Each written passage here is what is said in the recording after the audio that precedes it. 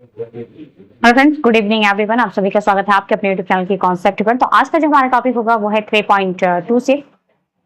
तो आज हम पढ़ने जा रहे हैं इसका अनुपात।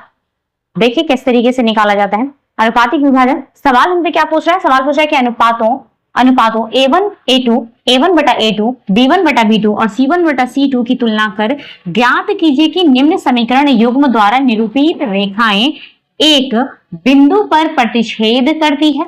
यहीं पे हमारा सवाल बनेगा, समांतर है अथवा समपाती है।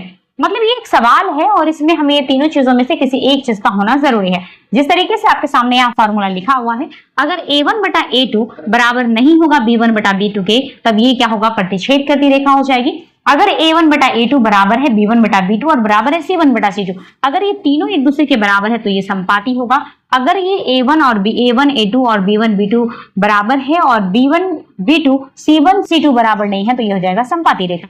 आइए इसको हम सॉल्व करके देखते हैं क्या ये इन तीनों में से कौन सी रेखाएं बनती हैं। पहले लिखेंगे हल। इसमें हमने इसको मान लिया समीकरण 1 और ये हमारा समीकरण 2। समीकरण 1 में क्या है? तो A1 बराबर 5, B1 बराबर -4 और C1 बराबर 8, A2 बराबर 7, B2 बराबर 6 और C2 बराबर -9। कुछ नहीं है, डायरेक्ट फॉर्मूला लिखेंगे और फॉर्मूला लिखते ही हमारा सवाल लगभग कंप्लीट हो जाएगा। फॉर्मूला A1 बटा A2 B1 बटा B2 C1 बटा C2। A1 का मान कितना होगा? तो 5 बटा A1 A2 का मान कितना हो जाएगा? 7, B1 का मान है -4 और B2 का मान है 6, 8/-9। देखेंगे इसमें से कौन करने वाला है और कौन नहीं। तो ये लगभग हमारा कहीं कट जाएगा, 2 दूनी 4 और 2 तिहाई 6। हमारे पास क्या आया? तो 5/7 बराबर नहीं है 2/3 यानी -2/3 और ये भी बराबर नहीं है 8/-9। मतलब हमारे पास कौन सी रेखाएं प्राप्त होगी? तो आइए देख लेते हैं कि कौन सी रेखाएं प्राप्त हो रही है।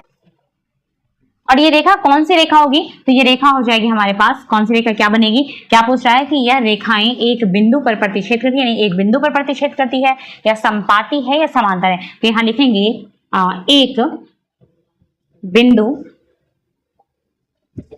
पर प्रतिच्छेद करती है। ये क्या करती है? तो एक बिंदु पर प्रतिच्छेद करती है। आइए जस्ट इसका दूसरा सवाल भी देख लेते हैं। आइए दूसरे सवाल को हम हल करते हैं। सवाल नंबर 2 हमारा क्या है?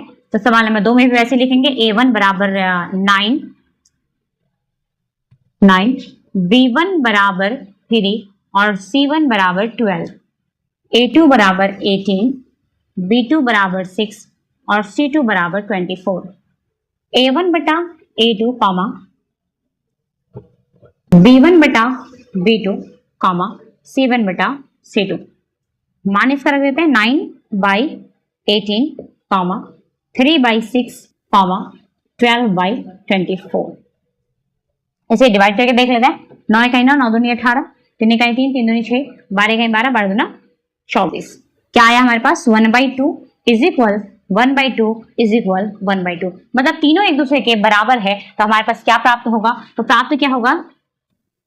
समपाती है। क्या है ये क्या हो गया? तो ये समपाती है। क्या बन गया? ये समपाती। अब तक हमारा जो है सवाल नंबर 2 का 2 सवाल कंप्लीट हो चुका है। सवाल नंबर 2 में एक और सवाल है जिसे हम जस्ट अभी क्या करेंगे? कंप्लीट कर लेते हैं। आइए सवाल नंबर 3 भी कंप्लीट कर लेते हैं। सवाल नंबर 3 है हमारा। सवाल लिख लो। 6x minus 3y plus 10 is equal 0। ये हमारा समीकरण 1 हो गया। दूसरा समीकरण है 2x minus y plus 9 is equal 0। ये हमारा समीकरण 2 हो गया। आइए इसे भी सॉल्व कर लेते हैं। A1 बराबर 6, B1 बराबर -3 और C1 बराबर हो जाएगा 10, A2 बराबर 2, B2 बराबर -1। यहाँ पे कुछ नहीं है y के साथ, तो इसका मान क्या होगा? 1 होगा और C2 बराबर हो जाएगा 9। A1 बटा A2 इज इक्वल B1 बटा B2 C1 बटा C2। A1 का मान 6/2 -3/-1 और 10/9। देख लेते हैं। 2 इकाई 2 और 2 तिया 6, माइनस से माइनस कट जाएगा तो 3/1 बराबर है 3/1 और बराबर नहीं है 10/9। मतलब ये कौन सी रेखा हो जाएगी? तो आप सभी को पहले ही फॉर्मूला में दिया गया है, ये हो जाएगा समांतर रेखा। ये सवाल जो हमारा 2.3 का सवाल नंबर 2 पूरा का पूरा कंप्लीट हो गया है। आप इसे या तो नोट कर लें या आप इसे बनाने की कोशिश करें। बहुत हार्ड सवाल नहीं है, बस केवल आपको इसका मान याद होना चाहिए। और आपको अगर काटने आता है, अगर बटापर का गुना आप सीख चुके हैं, तो ये सवाल आपके लिए कुछ भी नहीं है। तो तब तक के लिए इतना ही, फिर मिलते हैं कल की क्लास में। अगर ये वीडियो अच्छी लगती है तो इसे लाइक करें, सब्सक्राइब करें एवं शेयर जरूर करें। धन्यवाद।